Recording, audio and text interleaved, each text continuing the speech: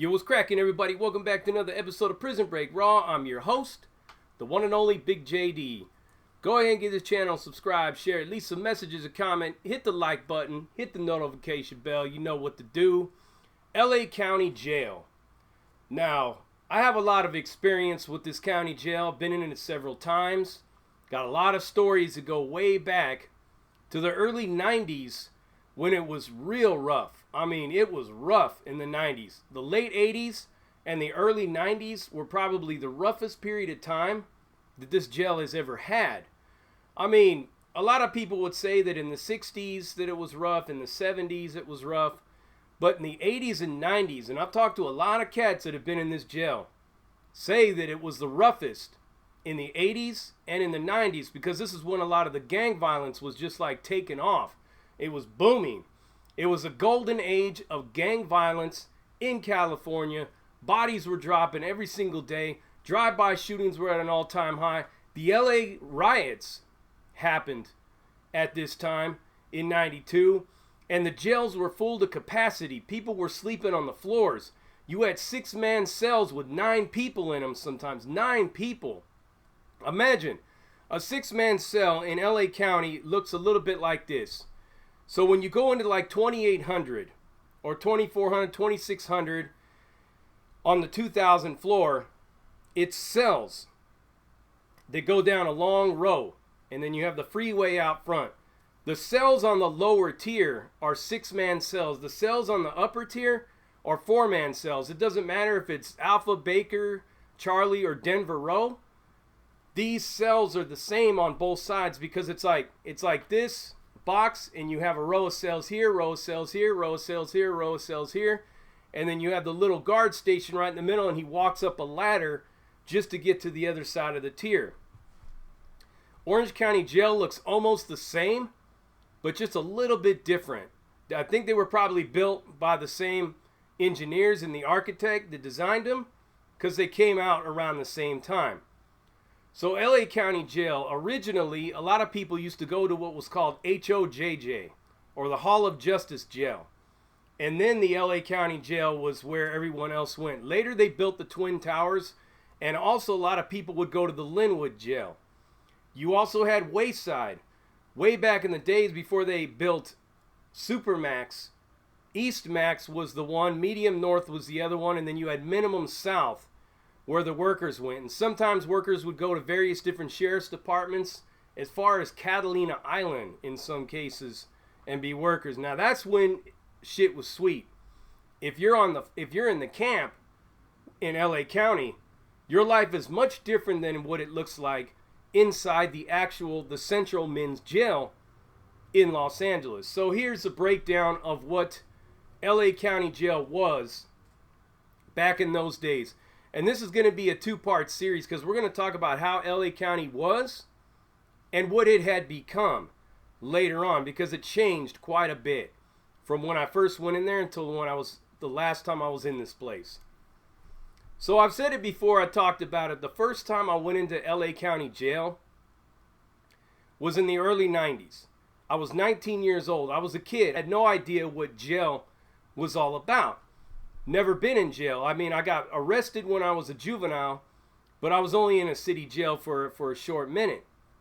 I had actually done a Scared Straight program when I was 14 and went to Chino to see it, and then went to the Orange County Jail to kind of get thrown into the cell and get the feel of it. But LA County Jail, and none of those things prepared me for what I was going to experience in Los Angeles County Jail. So I had no idea what to expect. I get arrested. I get taken to Whittier PD, and then I get transferred to Los Angeles County Jail. My first experience of going in there, and I got advice from family members who've been in and out of the system since the 70s, told me to stick with your people. So I'm thinking, okay, that means my skin color. You know, I didn't know that if you're a gang member or whatever, that you can go in there and get with your homies like that. Because it's jail, and all I heard because I was still young was a lot of stories about juvenile hall or YA, and how you kick it with your homies or you know your dudes that are from your block, and that's how it works in YA and juvenile hall. But in the adult jail, the county jail, much different. So I go into this turnstile in this holding tank. This holding tank is a long hallway. And there's just rows of benches that go down. And there's a toilet way down at the end. I didn't remember seeing a phone in there. I don't think there was. I think you had to wait till you got upstairs somewhere. Everybody in there is waiting to go to like 9,500, 9,300, 9,200, whatever back in those days. And they were big giant dorms. And you were only in those long enough to get a bed somewhere on the 2,000 floor or the 3,000 floor if you were going to the gang module or the state module. So in this cell, I'm sitting there, and this kid comes up to me and he's trying to get me for my shoes. And I've told this story several times, right? And it turns out that me and him started throwing down. Well, a lot of the other white dudes that were right there didn't do anything.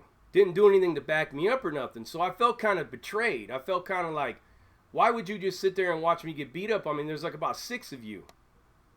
I know you probably ain't going to get much against like what? I think there was probably 10 of them. But 6, counting myself, 7 on 10, the odds are pretty much in the favor of it not being a total annihilation. But nobody did shit. And this was my first experience with the jail. So I thought after I was sitting there and I was beat the fuck up, I'm thinking, damn. Is this what I'm going to have to go through the whole time? I better start working on getting some bail. Right when I got upstairs, I came across my old lady's dad, and he was put in there on a violation. And I took a gun case is what got me there, but he was in contact with the police, so his parole officer put him in there. And that's how I really clicked up with the homies. That's how I became the beginnings, or a Southsider at the time, into becoming a Sureño. Was that experience right there. It wasn't easy for me going through this county jail. The next thing you know, I was transferred over there to 2800. On 2800, I walk into a cell. There's 7 people in there, and it's a 6-man cell, so one guy's on the floor. You also have to be on the floor. You're not going to take somebody's bed, especially with the kind of people that's in this jail. So you have to graduate yourself to a bunk. Or you have to make yourself a hammock. Now, making hammocks in the LA County Jail works a lot like this. You have 2 beds that are right here. And then you have 2 more rows of beds that are on the other wall. The phone's on the back wall and the toilet's right there. And you tie a sheet or your blanket to the bars, and then you run it over to the first bunks, that's the 2 bunks that's on one side of the wall. You could sleep in that hammock, and you could be the guy that's off of the floor. I learned this very early on because some OG had taught me this. He was some OG from Compton. I don't remember what his name was, but he was crippin'. And he taught me this right here. He said, yeah, do this, man, so you ain't got to be on that floor. And he's like, don't think anything. I mean, everybody's been on the floor. But normally, like, white boys in there don't get shown a lot of love. So when I would go in there, I would just introduce myself, and I would tell him, like, I'm not a wood, homie, I'm not a wood. And this is what my old lady's dad told me to do. To tell him, say that you're a Southsider. That's what you tell him. And that's what I would do. And when I walked in there, this OG from Compton was like, what's up, wood? And I said, I'm not a wood, I'm a Southsider. He says, oh, okay, all right. And there's a lot of white Southsiders. There's a lot of white Sureños. So for people in LA County Jail, this is not something that's uncommon. So people start getting moved around and transferred out of there. I end up graduating to a bunk. It ain't but a few minutes that goes by. There's some kids rolling in and it's like, hey, white boy, thanks for keeping my bed warm. And it was on again. We were fighting. And I did a lot of fighting in that jail at that time. I thought I was never going to make it out of there alive. I get up on that phone and I'm like, get me the fuck out of here. Please, bail me out. I'm talking to my homeboy. What's up, man? You going to come to court and take your strap? Because you didn't tell me that strap was in there. To rewind a little bit, when me and my old lady's dad borrowed this car from my boy, and it was his mom's car, he didn't say nothing about no cuete being in the car. Nothing about it. So we had no idea it was in there. But I wasn't going to let my old lady's dad fall for some shit because that dude was my homeboy. It wasn't his. So I felt some kind of way about this. So I'm like, hey man, you gotta take the beat for that strat. This is your mom's ride. That was your cuete. You gotta step up and be a man about it. He was working on doing that, and he was getting with my attorney about getting that done. So then people were telling me, you're going to be out soon, so don't worry about the bail. You're going to be out real soon as he goes to court. Well, he wouldn't show up to court, and then my lawyer kept postponing it because it's so crowded in this place. Man, I was up in there for a couple of months, and it was just straight fighting the whole entire time in there. There would be times where we would get moved out and sent up to the roof, where the wreck was on top of the roof. I mean, at this time, it was like people were still smoking and people still had their money. They had their own shoes. So you'd see a lot of barefooted fools walking around with no shoes.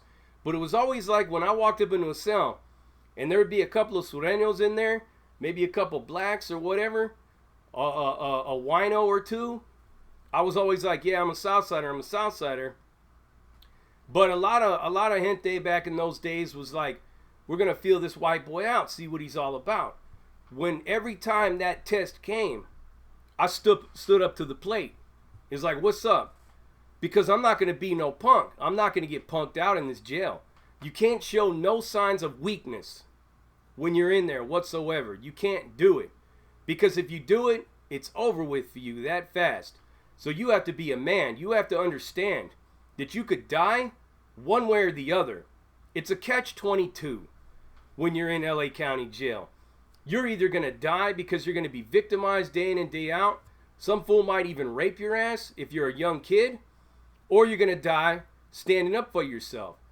There's an old saying that goes, I would rather die on my feet than live on my knees. And that's what it is. You don't want to live on your knees in there because living on your knees in some cases may mean something totally different and a lot more disgusting, if you know what I'm saying. So you live on your feet and you die by that code. It don't matter. I never thought I was going to make it out of there. This one fool hit me so hard one time I thought my eyeball shot out of its socket. Sometimes I won, sometimes I lost. If it was ever a case where I said, you know, I'm a Southsider and I'm fighting one-on-one with some other kid who could be from Watts, South Central, whatever, over my shoes or what money I had, if it was another one getting involved at this point in time, a homie would jump up and be like, well, what's up? Well, you know, we could go. And it went like that. But man, LA County Jail, it's the worst experience that you could possibly face. It was the worst jail that I ever been in my life. And I could go on and on about the stories and things that I saw. The one thing that was funny that I noticed from the grip was the rats and the mice and stuff that were in this jail. They used to call him Freeway Freddy. So Freeway Freddy, people would capture him and they would tie strings on him and they'd run Freeway Freddy down the road and he would take whatever package that he had from one spot to the next. A lot of times people would just use them for like races and stuff. Like you'd have one and somebody else would have another. They tie strings to them and let them go and see if which one wins, and they'd be gambling on them, man. Entertainment. You have to find a way to entertain yourself in there to break up the monotony in this place because it's thick. Walk into the chow hall in this place. Bam.